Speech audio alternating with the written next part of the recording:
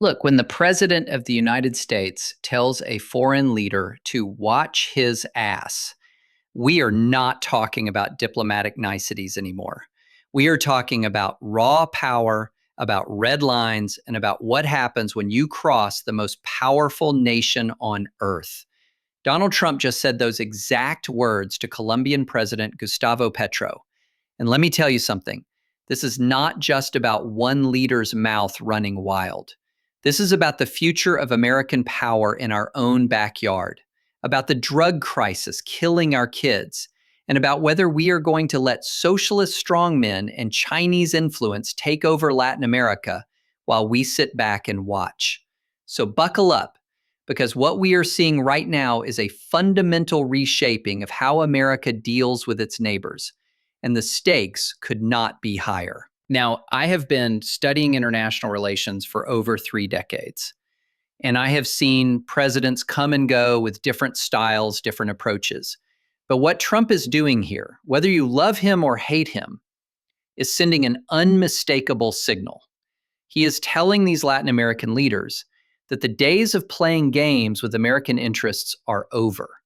And honestly, it is about damn time somebody said it out loud. Let me give you the context here. Petro, this left-wing president down in Colombia, he has been doing something that frankly makes my blood boil. He has been opening dialogues with terrorist organizations. Yeah, you heard that right. The FARC dissidents, the ELN, these are not social clubs we are talking about. These are narco-terrorist groups that have been flooding American streets with cocaine for decades, that have killed thousands of people, that have destabilized an entire region. And Petro thinks he can sit down and have nice chats with them, legitimize them, bring them into the political process like they are just another political party with different views. Are you kidding me? This is exactly the kind of naive, dangerous nonsense that gets people killed. And it is not just about Colombia.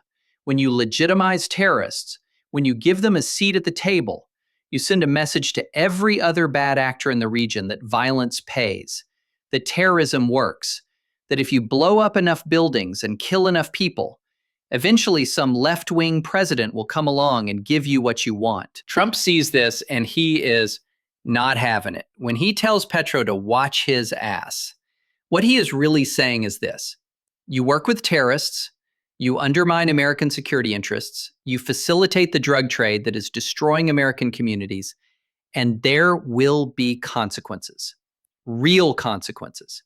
Not just strongly worded letters from the State Department, not just some diplomatic cable that nobody reads, real economic pressure, real political isolation, real pain. And you know what? That is exactly the kind of clarity we need right now. Because let me tell you about the drug situation in America. We are not talking about some abstract policy issue here. We are talking about a crisis that is killing more than 100,000 Americans every year. Fentanyl, cocaine, methamphetamine, these drugs are pouring across our southern border, and they are coming from somewhere. They are being produced in Colombia, in Mexico. They are being trafficked through Central America, and they are ending up in every town, every city, every community in this country. I have got friends who have lost kids to this stuff. You probably do too. This is not a statistics problem. This is a human tragedy on a massive scale. And the source of it, the absolute ground zero of the cocaine trade, is Colombia. Now, Colombia used to be a partner in fighting this stuff. Plan Colombia back in the early 2000s. That was a success story. We invested billions of dollars.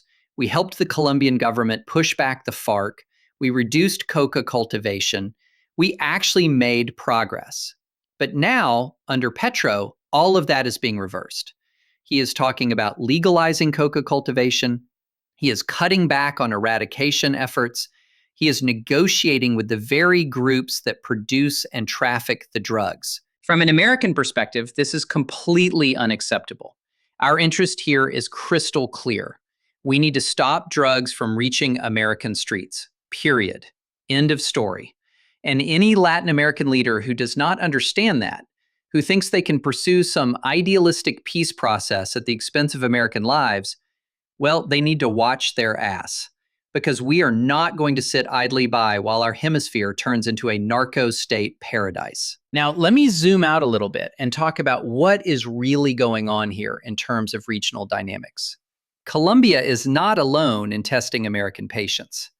Look at the constellation of left-wing governments that have emerged in Latin America over the past few years. You have got Petro in Colombia. You have got AMLO in Mexico, although he is on his way out now. You have got the Castro regime still hanging on in Cuba. And you have got Maduro, that absolute disaster of a dictator in Venezuela. Each one of these governments, in their own way, represents a challenge to American interests and American influence in the region. And here is the thing that really concerns me. They are not operating in isolation. There is a pattern here, a coordinated effort to push back against what they call American imperialism, but what I call American leadership. Because let me be very clear about something. American hegemony in the Western Hemisphere is not some evil conspiracy.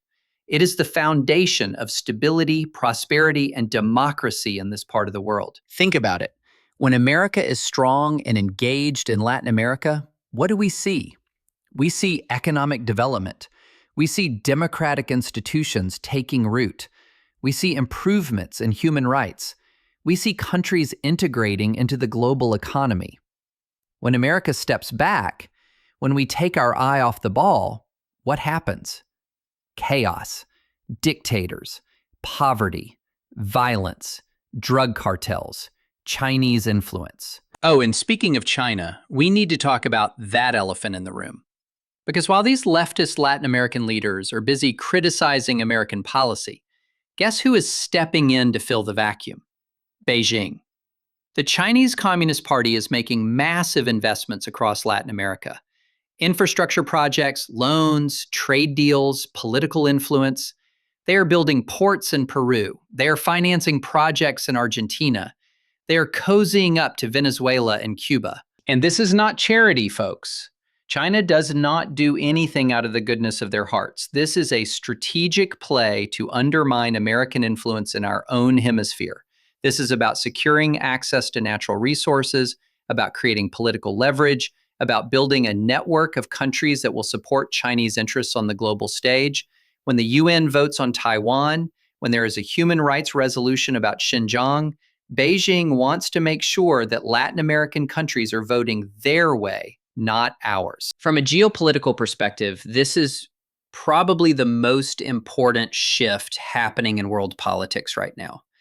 For 75 years, since the end of World War II, global power has been centered in the Atlantic region.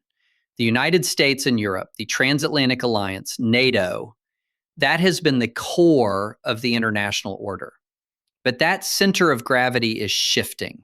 It is moving toward the Pacific, toward Asia, toward the great power competition between the United States and China. And Latin America, our own backyard, is becoming a key battleground in that competition. The Chinese understand this. They're playing the long game, building influence slowly and steadily, offering loans when we offer lectures, offering infrastructure when we offer conditions. And you know what? A lot of Latin American countries are taking the deal. They see China as an alternative to American pressure, as a way to diversify their relationships, as a source of capital without all the strings attached. But here is what they are missing. Chinese investment comes with strings. They are just different strings. Debt traps, political leverage, surveillance technology, authoritarian models of governance. When you get in bed with Beijing, you are not gaining independence from Washington. You are just trading one form of dependence for another, and I would argue a much more dangerous one. This is why Trump's hard line with Petro, with these Latin American leaders, is actually strategically sound. We cannot afford to be soft right now. We cannot afford to let China build up influence in Latin America while we sit back and hope for the best. We need to be clear about our interests, clear about our red lines, and clear about the consequences when those red lines are crossed. Mexico is another fascinating case study here. For years, Mexico has been playing this balancing act, trying to maintain good relations with the United States while also asserting their own sovereignty, their own independence. And look, I get it. No country wants to be seen as a puppet of Washington. But there comes a point where you have to choose sides, where you have to decide what your priorities are. AMLO, the outgoing Mexican president, he tried to walk this tightrope. He talked tough about American interventionism. He criticized DEA operations in Mexico. He pushed back on security cooperation. But at the same time, he knew he could not afford to completely break with Washington.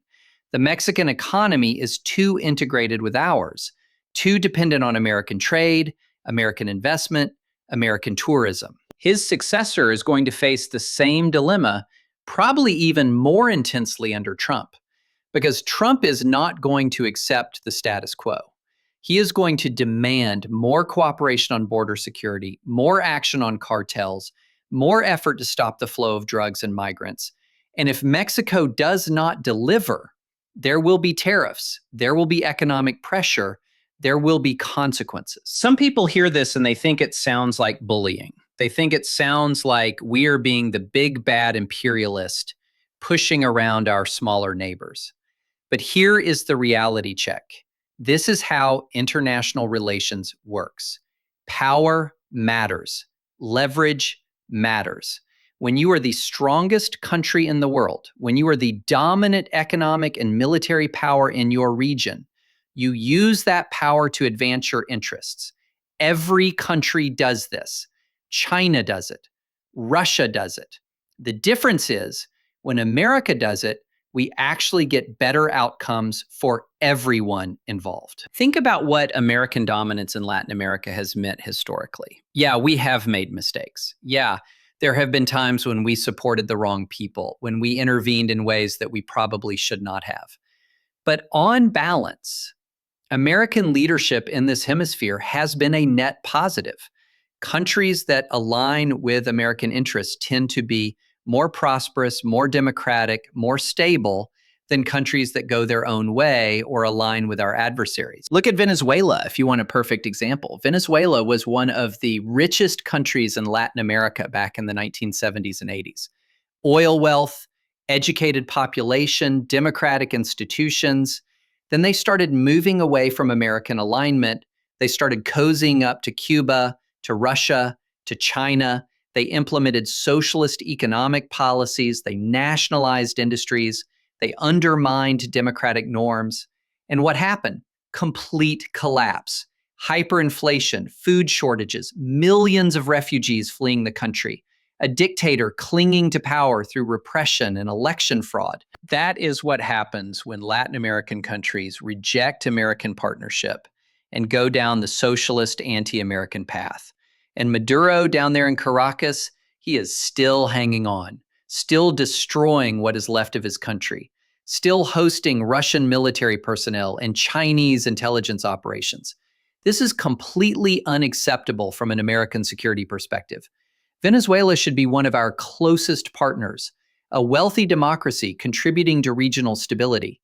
Instead, it is a failed state run by a narco regime that is hostile to American interests. Trump understands that we cannot let more countries follow the Venezuelan path.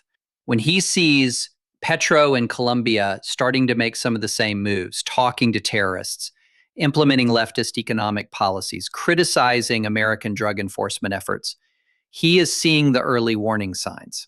And he is trying to nip it in the bud before Colombia becomes Venezuela 2.0.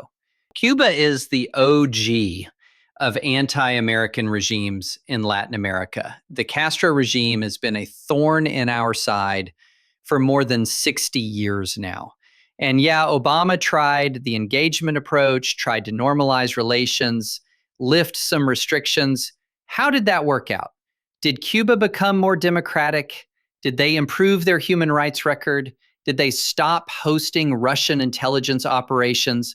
No, no, And no, they took our concessions and gave us nothing in return. This is the lesson we need to learn about dealing with hostile regimes in our own hemisphere.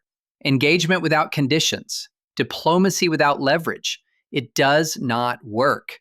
These governments see it as weakness, as an opportunity to extract concessions while continuing their same behavior. What works is pressure, is making it clear that access to American markets, American investment, American partnership comes with expectations and requirements. The broader point here is about American strategy in a changing world. We are at an inflection point in global politics. The post-Cold War era, that brief moment when America was the sole superpower, and we could basically write the rules for the international system, that is over. We are now in a period of great power competition, primarily with China, but also with Russia to some extent. And every region of the world is becoming a zone of competition. The shift from Atlantic to Pacific as the center of global power, this is not just geographic, it is economic, it is strategic, it is about where the future growth is going to be, where the key resources are, where the most important trade routes run. Asia is rising, that is undeniable. China is rising, that is undeniable. And the question for American strategy is, how do we compete effectively in this new environment? Part of the answer is that we cannot afford to lose our own backyard. If Latin America becomes a sphere of Chinese influence, if countries like Colombia and Mexico and even Brazil start consistently aligning more with Beijing than with Washington, we are in serious trouble, because then we are not just competing with China in the Pacific. We are competing with them right on our doorstep in markets that we have traditionally dominated, in a region where we have massive security interests. This is why Trump's approach, for all its roughness, for all its lack of diplomatic polish, actually makes strategic sense. He is drawing clear lines. He is telling Latin American leaders that they need to choose. You can be partners with America. You can benefit from access to our markets and our security cooperation, or you can go the other way. But you cannot play both sides. You cannot take Chinese investment while expecting American partnership. You cannot negotiate with terrorists while expecting our support. Now, some of my colleagues in the foreign policy establishment, they think this is too crude, too transactional. They think we need to use soft power. We need to win hearts and minds. We need to show Latin Americans that democracy and free markets are better than Chinese authoritarianism. And look, I am all for soft power, cultural exchange, educational programs, economic development assistance. These things matter. But soft power without hard power is just wishful thinking. You need both. You need the carrot and the stick. You need to be willing to help your friends and punish your enemies. And right now we have some leaders in Latin America who are acting more like enemies than friends. Petro talking to terrorists, that is enemy behavior. Maduro hosting hostile foreign military forces, that is enemy behavior. When people act like enemies, you need to treat them like enemies.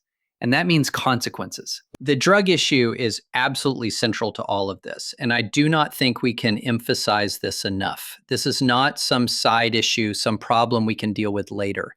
This is killing more Americans than car accidents, than gun violence, than just about anything else you can name. And it is getting worse, not better.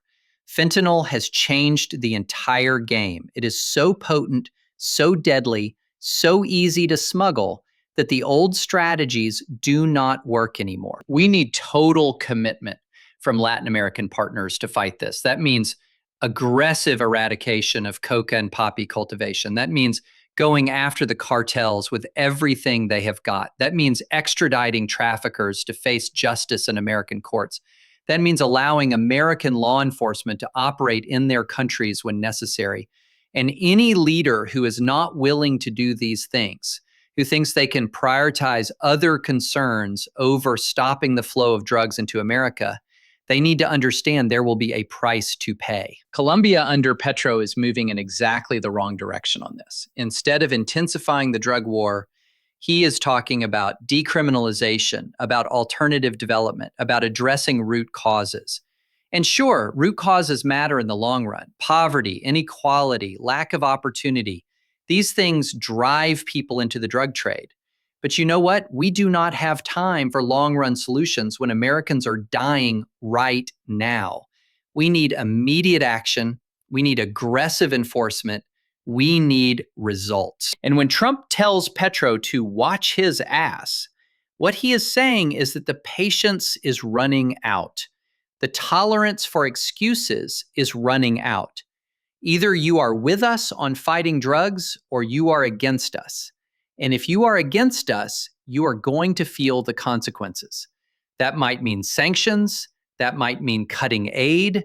That might mean tariffs on Colombian exports. Whatever it takes to get their attention and change their behavior. This is also about deterrence, about sending a message to other leaders in the region. If Petro gets away with talking to terrorists and going soft on drugs, other leaders will think they can do the same. But if Trump comes down hard on Colombia, if there are real costs to anti-American policies, other leaders will think twice.